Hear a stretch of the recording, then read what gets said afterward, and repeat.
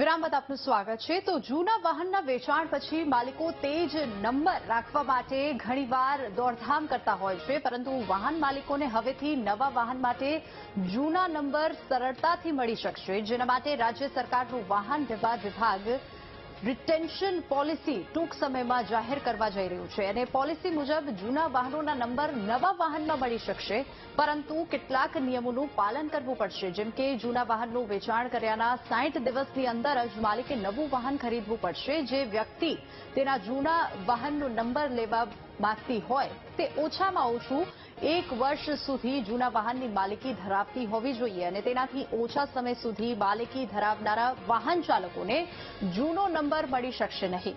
આ ઉપરાંત વાહન માલિકે નિયત ફી ભરવી પડશે। સાથે જ વાહન માલિકના ટ્રાન્સફરની અરજી વખતે નવા વાહનમાં જૂનો નંબર રિટેન કરાવી શકશે।